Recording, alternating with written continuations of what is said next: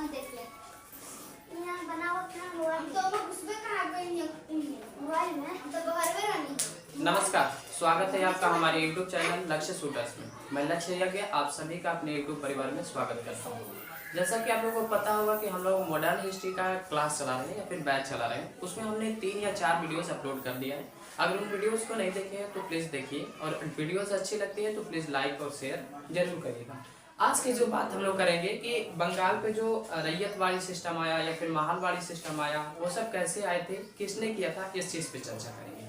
तो सबसे पहले तो मैं आपको पीछे वाला अगर मैं एक बार रिव्यू कराऊं तो उसमें मैंने बता दिया था कि बंगाल का पे क्या हुआ था, अटैक हुआ था, या फिर कह सकते हैं जो विलियम फोर्ट था वो एक बार सिराजुद्दौला के कब्जे में होने के बावजूद फिर से किसके कब्जे में चला गया, कंपनी के कब्जे में चला गया था।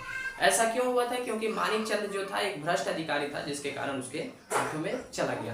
अब आज हम लोग आगे बात करेंगे। सबसे पहले मैंने लिखा है कि बंगाल का जो गवर्नर था रॉबर्ट क्लाइव था, ये आपको भी पता है। और रॉबर्ट क्लाइव गवर्नर कैसे बना, तो एक मतलब युद्ध से कह सकते हैं कि इसने क्या मांगा था, एक कंपनी का कर्मचारी था, एक छोटा सा स्टाफ था, लेकिन एक ही बार में कहां पे आ गया, गवर्नर बनकर आया। इसीलिए मैंने आपको उस वीडियोस में ये भी बताया था कि जो चुनौतियां होती हैं योग्य पर्सन की क्या होती हैं, वो अवसर होती हैं। फिर उसके बाद आप आते हैं गवर्नर जनरल। गवर्नर जनरल 1712 से लेकर 1785 तक चलते हैं, जिनका नाम रहता है वारेन हेस्टिंग। इन्होंने भारत में आकर बहुत सारी चीजों को भी किया था, बताऊंगा नीचे और भी मतलब पढ़ाऊंगा, इसको और भी डिस्क्रिप्शन में बताऊंगा, मतलब कैसे डिस्क्राइब करूंगा।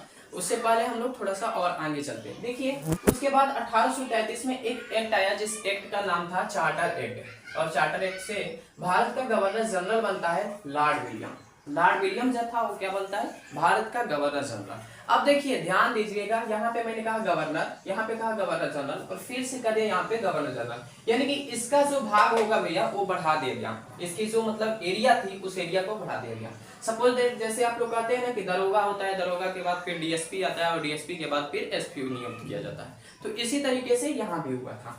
अब एक में देखिए 1833 का जो चार्टर एक्ट रहता है, इस चार्टर एक्ट को अभी मैं बाद में आपको और भी डिटेल से बताऊंगा कि भारत में क्या इस एक्ट का और भी प्रयोग होता है, जिसे शिक्षा के लिए देखा जाता है। ठीक है, तो उस पर मैं बात करूंगा शायद अगली वीडियोस में। इस वीडियोस में थोड़ा कम ही बात किया जाएगा, उससे पहले इस वीडियोस को रोक लूंगा। चलिए सबसे पहला मैंने पॉइंट लिखा है कि वारेन हेस्टिंग जो था, इसने क्या किया था, इजारेदारी व्यवस्था लागू किया था या फिर लाया था। अब देखिए ये इजारेदारी व्यवस्था किस चीज में थी, तो ये था आपका ये रेवेन्यू डिपार्टमेंट या फिर कह सकते हैं कृषि डिपार्टमेंट से। इस व्यवस्था में अधिक बोली लगाने वाले को जमींदारी दे दी जाती थी, अर्थात इस व्यवस्था जो था, यानी कि जो हमारी इजारेदारी थी, इसमें क्या होता था कि जो भी अधिक बोली लगाता था, जैसे आज भी होता है जब थाने की गाड़ियां नीलाम की जाती हैं तो आज भी लोग जाकर वहां पे बोली लगाते हैं, जिसकी बोली सबसे अधिक होती है उसको क्या किया जाता है, उसको दे दिया जाता है। तो यहाँ भी वही किया जाता था, यहाँ भी वैसा ही होता था। इसमें जो भी अधिक बोली लगाता था उसे वो चीजें या फिर वहां की जो जिम्मेदारी थी वो दे दी जाती थी।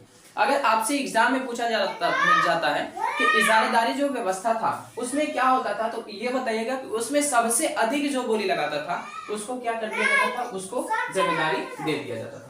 अगला पॉइंट आता है लॉर्ड कॉर्नवालिस ने सर जॉनसन यानी बोर अध्यक्ष के कहने पर अस्थायी बंदोबस्त लाया। सबसे पहले तो बात मैंने यहाँ पे ये कहा है कि अस्थायी बंदोबस्त किसने लाया और किसके कहने पे लाया, ये एग्जामों में पूछा जाता है। लॉर्ड कॉर्नवालिस ने लाया और सर जॉनसन के कहने पे लाया। अब मैंने यहाँ पे लिखा है बोर, बोर को आपको डिटेल से बताता हूँ, BOR, ये मैंने लिखा है। बी का मतलब होता है बोर्ड, ओ का मतलब होता है ऑफ, आर का मतलब होता है रेवेन्यू, यानी कि ये क्या थे, रेवेन्यू, बोर्ड ऑफ रेवेन्यू के क्या थे भैया, अध्यक्ष थे। कौन, सर जॉनसन। ठीक है, आगे चलते हैं। इसी के कहने पे लॉर्ड कॉर्नवालिस जो था अस्थायी बंदोबस्ती लाया। उसने कहा कि 1 तारीख को जमींदारी नहीं दी तो जमींदारी खत्म हो जाएगी। अगर मतलब मान लीजिए कि आप, जैसे उसने अब डेट फिक्स कर दिया कि हर प्रत्येक 1 तारीख को आपको क्या करना है, जो भी टैक्स है उस टैक्स को लाकर भर देना है। अर्थात अगर आप 1 तारीख को टैक्स नहीं लाते हो भैया तो आपकी जिम्मेदारी क्या होगी, हटा दी जाएगी, आप जमींदार नहीं रह जाओगे।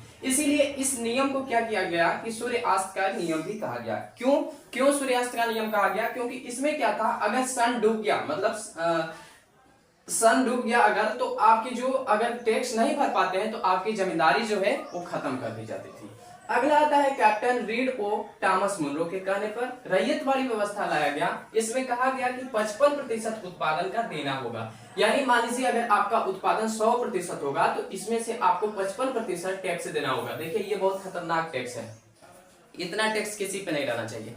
मान लीजिए आपके घर में 100 केजी अनाज पैदा हुआ, उसमें से आप 55 केजी दूसरे को ही दान कर दिए, मतलब टैक्स दे दिए, तो बचा कितना? 45 केजी। अब सपोज दैट देखिए अगर 45 केजी में आपका परिवार 10 है 15 है तब तो खाए बिना मर जाएगा। इसलिए मैंने कहा कि ये वाला बहुत खतरनाक था और ये वाला खराब भी था। ठीक है, कैप्टन रीड और थॉमस मुनरो के कहने पर जो रैयतवाड़ी व्यवस्था लाई गई थी जिसमें कि 55% टैक्स लगा दिया गया, ये उत्पादन पर बहुत खराब था। अगला आता है हार्ट मैकेंजी। हार्ट मैकेंजी के कहने पर बाहर वाली व्यवस्था लाया गया। इसमें जो था 30% टैक्स रखा गया। इसमें नक्शा का उपयोग किया गया और इसमें संयुक्त परिवार की प्रथा टूट गई। अर्थात इसको मैं अगर डिटेल से बताऊं तो जो महालवाड़ी सिस्टम है लगभग अच्छा है। एक तरह से कहा जाए तो जब टैक्स का मामला मैं लूंगा तो टैक्स 30% कर दिया, जिसके कारण ये तो अच्छा हो गया। लेकिन इसमें भी एक चीज गड़बड़ा गई। क्या गड़बड़ हुई थी? देखिए संयुक्त परिवार रहना चाहिए, संयुक्त परिवार तोड़ना नहीं चाहिए। मतलब एक बड़ा परिवार आता है तो वो अच्छा होता है, लेकिन यहाँ पे संयुक्त परिवार इसके कारण टूट गया, ब्रोकन डाउन हो गया।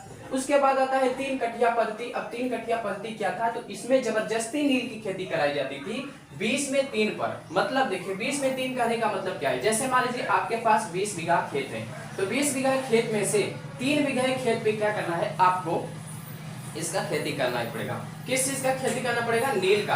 अब देखिए सब किसान आखिर नील की खेती करने में कतराते क्यों थे? मतलब वो थोड़ा सोचते क्यों थे कि हम नील की खेती नहीं करेंगे, या फिर क्यों करना नहीं चाहते थे?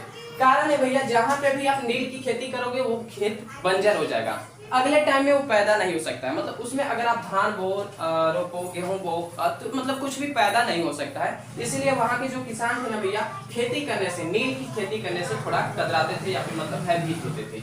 और यहाँ भी इसने तो अंग्रेजों ने लगा ही दिया कि भैया अगर आपके पास 20 बीघा का खेत है तो 20 बीघा में से कम 3 बीघा पे क्या करो कि नील की खेती करवाओ। और इसी के कारण गांधी जी ने क्या किया था? चंपारण में आंदोलन भी चलाया था। इस जो हमारे नील सत्याग्रह था उसको चंपारण के सत्याग्रह के नाम से या फिर आंदोलन उन्होंने चलाया था। ठीक है, आगे देखिए भारतीय कृषि पर प्रभाव डाला। भारतीय कृषि पर क्या चीजें प्रभाव डाली? तो सबसे पहला इजारेदारी प्रथा। इजारेदारी प्रथा मैंने पहले ही बता दिया था। यहाँ पे लाया किसने था? वारेन हेस्टिंग ने लाया था। और इस व्यवस्था में होता क्या था? तो सबसे अधिक बोले जाने वाले को जमींदारी प्रथा दे दी जाती थी।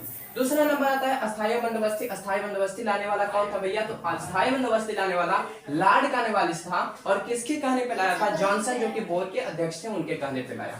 फिर नंबर आता है रैयतवाड़ी। रैयतवाड़ी किसने लाया था? रैयतवाड़ी कैप्टन रीड और थॉमस मुनरो लाए थे। ठीक है, और इसमें क्या किया गया था कि इसमें आपका 55% टैक्स लगाकर रखा गया था कि अगर आपका पैदावार 100 केजी होता है तो उसमें से 55% आप क्या करेंगे? टैक्स देंगे। ठीक है, अब देखिए आगे आता है 3 कठिया पद्धति। 3 कठिया पद्धति क्या थी? इसको मैंने आपको डिटेल से यहाँ पे बताया। आई होप, मुझे आशा है कि आप लोग को अच्छी से समझ में आया होगा।